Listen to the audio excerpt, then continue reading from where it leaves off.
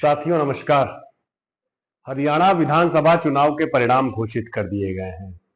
क्योंकि परिणाम अप्रत्याशित हैं, इसलिए जनता भी बेचैन है, नेता भी बेचैन है। कांग्रेस पार्टी खास तौर से बेचैन है क्योंकि उसके जीतने की संभावना जताई गई थी सभी सर्वे एजेंसियों द्वारा, पत्रकारों द्वारा, मेरे द्वारा भी लेकिन इस हार से बेचैन है। आज पवन खेड़ा गए भी थे, इलेक्शन कमीशन कांग्रेस पार्टी की पूरी टीम गई थी। वो लगातार कह रहे हैं कि इस तरह के ईवीएम का इस्तेमाल इलेक्शन में किया गया, जिसमें वोटिंग के बाद जब काउंटिंग पर वोटिंग के 48 घंटे बाद जब काउंटिंग के लिए मशीनें खोली गई तो उसमें मशीनें 99% तक चार्ज थी। खैर, अगर ऐसा है तो ये बड़ा चौंकाने वाला है। लेकिन आज हम बात करेंगे ये हरियाणा चुनाव के पूरे परिदृश्य पर, जो उसका परिणाम आया उस पर बात करेंगे हम। अपने पत्रकार साथी और कांग्रेस पार्टी को बेहद नजदीक से जानने वाले, समझने वाले, कांग्रेस पार्टी का अखबार नेशनल हेरल्ड है, उसके स्पेशल कॉरेस्पॉन्डेंट विश्वदीपक जी से। विश्वदीपक बहुत लंबे अरसे से कांग्रेस की राजनीति को समझ रहे हैं, देख रहे हैं।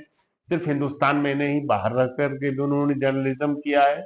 इलेक्टोरल पॉलिटिक्स अलग अलग देशों की भी देखी है, और भारत में तो खैर कितने ही चुनाव उन्होंने कवर किए हैं। तो हम सीधे चलते हैं, इस बातचीत को सुनिए। बहुत रोचक, बहुत ही खूबसूरत बातचीत है। विश्वदीप दीपक जी, आपका अखाड़े में स्वागत है। बहुत शुक्रिया, बहुत शुक्रिया, बहुत शुक्रिया। निश्चित तौर पे मामला गर्म है हरियाणा विधानसभा चुनाव के परिणामों के बाद। आप क्या सोचते हैं उस पर हम चर्चा करेंगे ही, लेकिन हम इस बातचीत की शुरुआत एक सवाल से करना चाहेंगे। पहला सवाल मेरा सिर्फ ये है कि क्या आपको ऐसे परिणामों की प्रत्याशा थी, उम्मीद थी? नहीं, देखिए, जो संकेत मिले थे जमीन से और जो फीडबैक मिल रहा था, चाहे वो इंडिपेंडेंट जर्नलिस्ट का हो, चाहे वो टीवी मीडिया हो जिसको बहुत सारे लोग जो है गोदी मीडिया बोलते हैं, चाहे वो पर्सनल कॉन्वर्सेशन हो, लोगों की निजी बातचीत हो, तो जो फीडबैक मिल रहा था उसके हिसाब से तो ये रिजल्ट वाकई सरप्राइजिंग है, अप्रत्याशित है। लेकिन लोकतंत्र का जो चरित्र है, लोकतंत्र का जो स्वभाव है, इसमें ऐसे चीजें होती रहती हैं। इसलिए मैं इसको बहुत ज्यादा, मुझे शौक नहीं है इसको लेकर के, पर हाँ, अप्रत्याशित जरूर मैं कहूंगा। मुझे इसकी प्रत्याशा बिल्कुल भी नहीं थी। सरप्राइजिंग है मेरे लिए भी ये। एक चीज बताएं विश्वदीपक, आपने तो भारत में भी चुनाव देखे हैं, विदेशों में भी चुनाव देखे हैं। आपको क्या लगता है कि ईवीएम की जो टेम्परिंग की बात की जाती है, हाँ, फिर से शुरू हो गया है? अभी जानकारी आपको भी मिली होगी कि 20 कंस्टिट्यूएंसीज में ईवीएम को लेकर के शिकायत कांग्रेस पार्टी ने जाके दर्ज कराई है। आप इसको बिल्कुल देखिए, ईवीएम टेम्परिंग, पहली बात तो ये समझने कि सैद्धांतिक रूप से किसी भी मशीन को खासतौर से जो इंटरनेट से संचालित है उसकी टेम्परिंग हो सकती है। ये एक फिजिक्स की सामान्य सी बात है जिसपे यकीन ना करने का कोई कारण नहीं है। लेकिन क्योंकि ईवीएम एक सर्वर से नहीं चलती है और उसमें टेम्परिंग हो सकती है, इसको तो मैं मानता हूँ। लेकिन मैस स्केल पे, इतने बड़े लेवल पे टेम्परिंग हो सकती है, इसको पर्सनली मैं इस पे कम यकीन करता हूँ, इस बात पे। और मुझे लगता है कि इस पे जो मुख्य धारा की पार्टियां हैं, खासतौर से कांग्रेस को बहुत ही, हालांकि अभी तक का जो रिकॉर्ड है वो ये है कि कांग्रेस ने as a political party, as a political outfit बहुत संतुलित, बैलेंस्ड अप्रोच रखा है ईवीएम को लेकर के। हाँ, बहुत सारे लोग इसको लेकर के अपना कंसर्न जाहिर करते हैं, तो उनके कंसर्न को भी इलेक्शन कमीशन ऑफ इंडिया की ड्यूटी है कि वो उसको उसके सामने उनकी जो आशंकाएं हैं उसको निर्मूल साबित करे।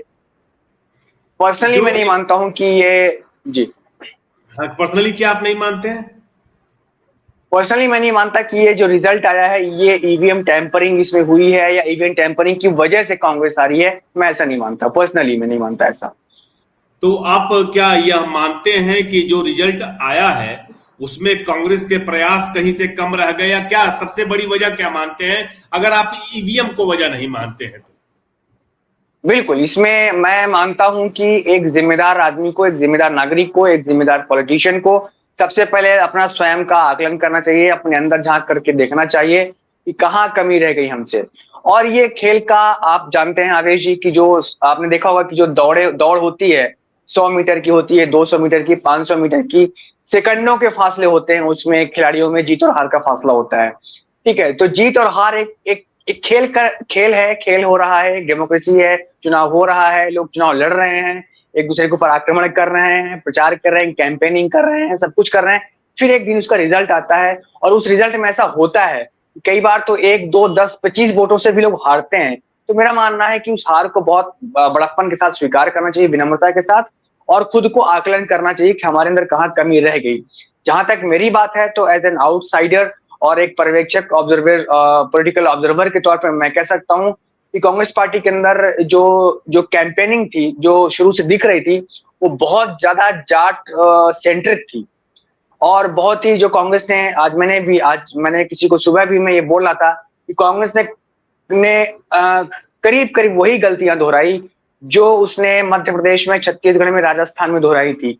आपने देखा कि मध्य प्रदेश में कमलनाथ को एक बिल्कुल सिंगल हैंडेडली पूरा एक सब कुछ कमलनाथ के हाथ में सौंप दिया गया था, पूरे मध्य प्रदेश इलेक्शन की कमान। यही हाल राजस्थान में देखने को हमें मिला, यही हाल हमें छत्तीसगढ़ में देखने को मिला। तो किसी एक ही नेता पर अति विश्वसनीयता, जरूरत से ज्यादा उसके ऊपर भरोसा करना, बाकी फीडबैक के और कोई तरीके ना होना, ये सारी कमियां हैं, मैं मानता हूं। और पार्टी के अंतर कलह, कुमारी शैलजा और बाकी लोग, आप जानते हैं कि खुलेआम वो प्रेस में जाकर के बार बार ऐसी बातें कर रहे थे कि हमें भी सीएम बनना है। और बहुत सारी बातें आज तो वो बातें खुल के सामने भी आ गई हैं कि कमजोर ऑर्गेनाइजेशन, तमाम चीजें हैं जो कि कुल मिलाकर के कोई एक फैक्टर तो नहीं है, लेकिन हाँ, ये तमाम चीजें ऐसी हैं जो मिल करके एक इन्होंने इस पूरे परिणाम को बदल दिया। और बीजेपी के बारे में ये हमें मानना चाहिए, आपसे हमारे आइडियोलॉजिकल डिफरेंसेस है, लेकिन बीजेपी एक इलेक्शन मशीन है। वो एक इलेक्शन मशीन के तौर पे काम करती है और इस काम में उसने परफेक्शन हासिल कर लिया है। चुनाव दर चुनाव वो अपनी कमियों को, शॉर्ट कमिंग्स को तुरंत दूर करते हैं, ठीक करते हैं, और उस पर फिर जी जान लड़ा करके आखिरी बॉल तक लड़ाई लड़ते हैं। और वो कई बार उनकी लड़ाई की वजह से कई बार चुनाव परिणाम जो दूसरे दल जीतते हुए दिखते हैं वो कई बार हार जाते हैं। और ईवीएम के बारे में मैं इसलिए भी कहता हूं कि आप देखिए, मुझे पर्सनली मुझे कोई इस पे ज्यादा मैं शौक नहीं हूं। मैं जब ईवीएम की बात कर रहा हूं, एक मैं आपको इंटरप्ट कर रहा हूं, सॉरी फॉर दैट। मैं जब ईवीएम की बात कर रहा हूं तो मैं सिर्फ ईवीएम की बात नहीं कर रहा हूं, मैं उस पूरे काउंटिंग प्रोसेस की बात कर रहा हूं। आप मान लीजिए ईवीएम को टेम्पर्ड नहीं करते, मैं खुद इंजीनियर हूं, मैं नहीं मानता था, कल से पहले मैं नहीं मानता था कि उसको मैनिपुलेट किया जा सकता है या ईवीएम को वो किया जा सकता है।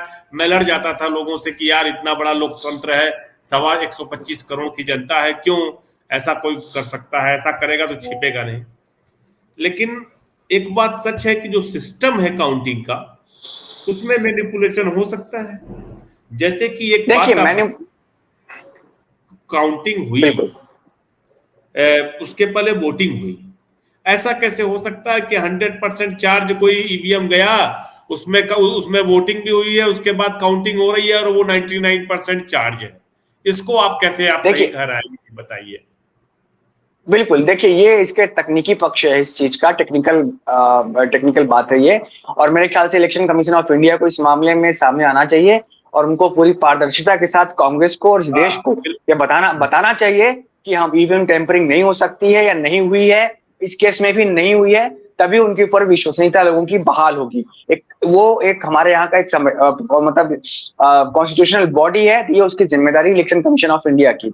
जहां तक मेरी बात है, पर्सनल ऑब्जर्वेशन की बात है, मेरी समझ की बात है, तो आप देखिए क्या था जो हमारा ये चुनाव था, लोकसभा का चुनाव हुआ, उस चुनाव में क्या था, माहौल था, आंधी थी, लोग कह रहे थे तूफान आएगा, सुनामी आएगी और 330 और 350 सीटें आ जाएंगी। हुआ क्या?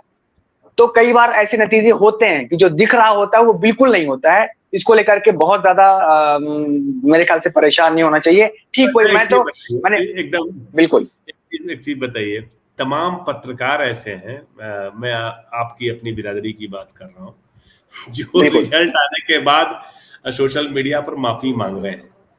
अजीत अंजुम ने माफी मांगी है, आदेश रावल ने माफी मांगी है, आप क्या कहेंगे?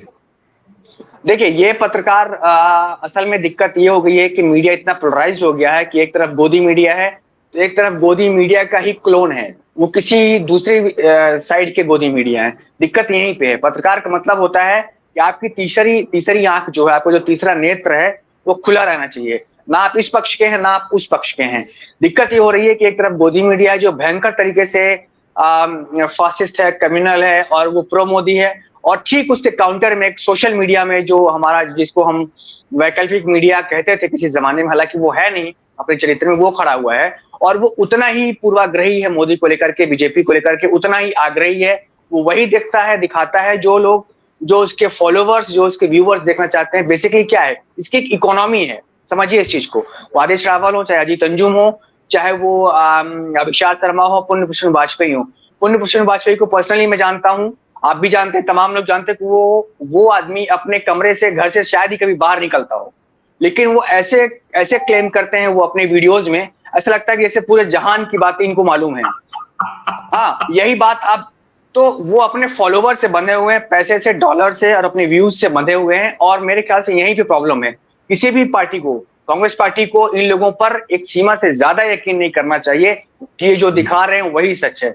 अगर एक तरफ गोदी मीडिया गलत है, बायस्ड है और वो बहुत भयानक आग्रही है सत्ता पक्ष को लेकर के, तो उसके विरुद्ध जो खड़ा हुआ है, यूट्यूबर्स की जो जमात खड़ी हुई है, मैं मानता हूं, मैंने कहीं पे इसको एक लाइन के कमेंट भी किया था किसी की पोस्ट में, कि ये कांग्रेस को बेसिकली, ये लोग क्या है, ये इस रिजल्ट के पीछे यूट्यूबर्स का बहुत बड़ा योगदान है। इन्होंने जो एंटी बीजेपी वोट था उसको इन्होंने जा करके घर घर में घुस करके, मोहल्ले मोहल्ले में खड़े होकर के और ये दिखा करके कि बीजेपी हार रही है, जो बीजेपी के जो वोटर्स थे उनको उन्होंने लामबंद कर दिया, उनको पोलराइज कर दिया। उनको लगा कि अरे हम तो हार रहे हैं, और वो एक साथ खड़े होकर के बाहर निकल गए और नतीजा ये हुआ कि परिणाम बदल गया। अगर इतनी कैंपेनिंग नहीं हुई होती सोशल मीडिया पे तो बहुत मुमकिन है कि वही रिजल्ट आता जो जिसकी बात हो रही थी। क्या आप जो सोशल मीडिया की कैंपेनिंग को जिम्मेदार ठहरा रहे हैं विश्व दीपक, तो क्या आप ये कह सकते हैं कि, या ये आप कहना चाहते हैं कि अब ग्राउंड कैंपेनिंग का महत्व नहीं रह गया, सोशल मीडिया की कैंपेनिंग से चुनाव लड़े जीते जाएंगे?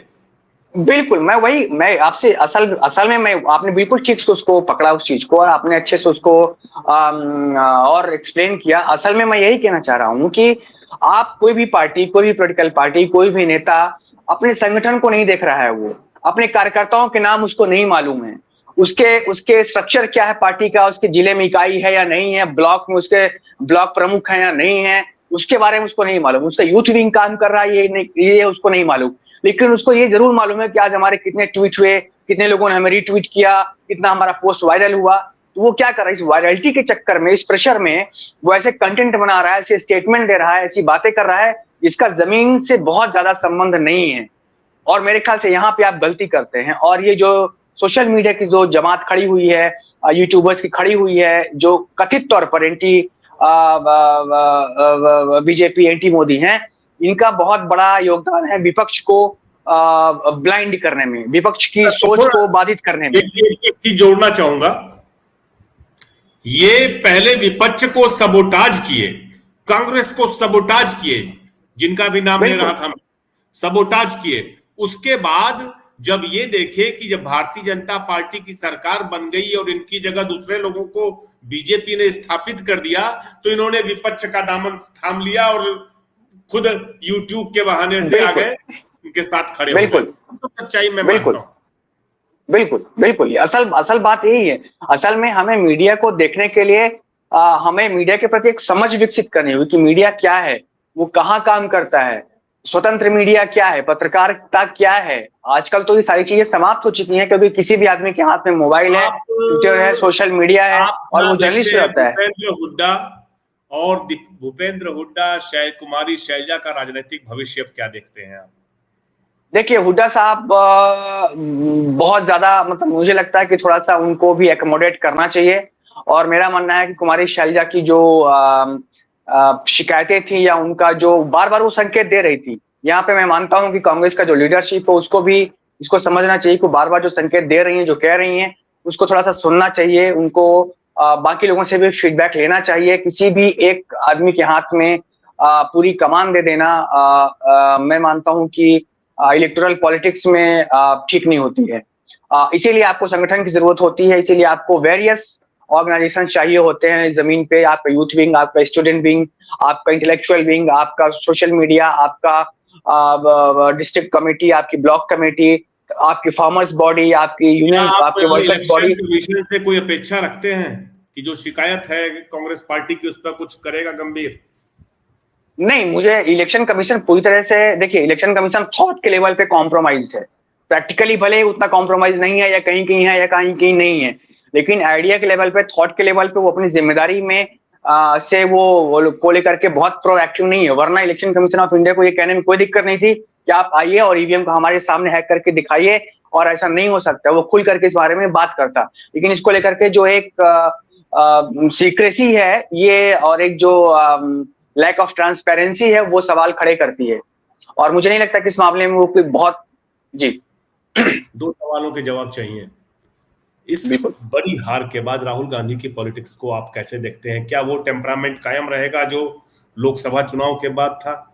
एक सवाल। दूसरा सवाल, क्या राहुल गांधी उस तरह का एक्शन दिखा पाएंगे महाराष्ट्र झारखंड के चुनाव में? फिर दिल्ली का भी चुनाव है।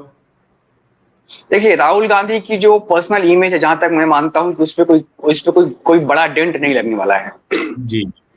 वो राहुल गांधी के ऊपर जो एक ग्रहण था, एक साया था, वो छट चुका है, उसके बादल छट चुके हैं, और राहुल गांधी एक और दिन ब दिन साल दर साल, महीने दर महीने वो बहुत ही परिपक्व, मजबूत और एक विजनरी लीडर के रूप में वो सामने आ रहे हैं। तो उनकी पर्सनल इमेज को तो मैं नहीं मानता हूँ कोई डेंट लगा है या लगेगा, ऐसा मैं नहीं मानता हूँ। वो और प्रखर होंगे, और उनको कोई नुकसान, उनको पर्सनली कोई, उनको ज्यादा इससे फर्क नहीं पड़ने वाली इस रिजल्ट से।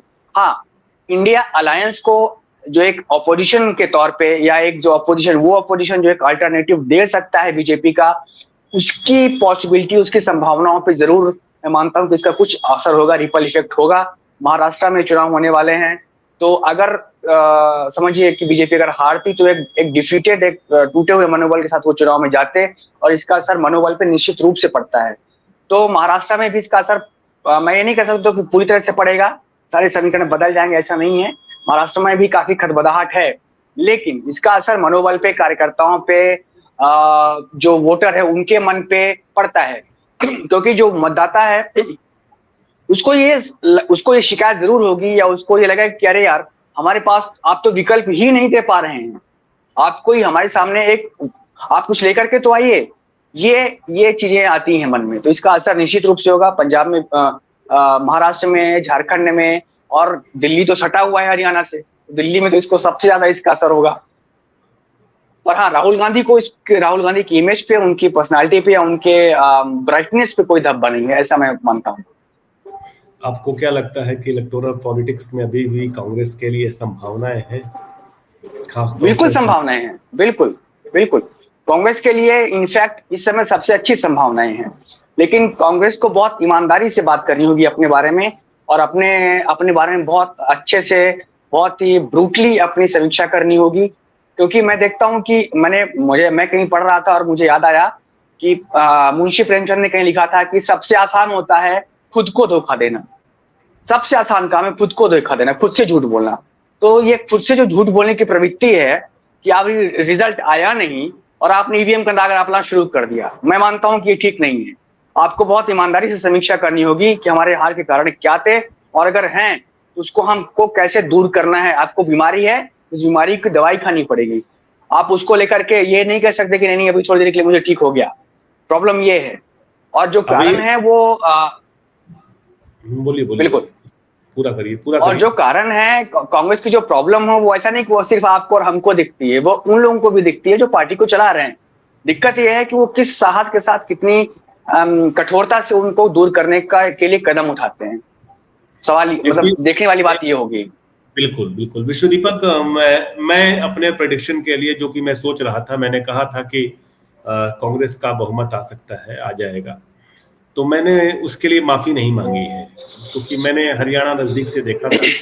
और आप क्या सलाह देंगे मुझे? क्या जनता से अपने आकलन के लिए माफी मांगनी चाहिए?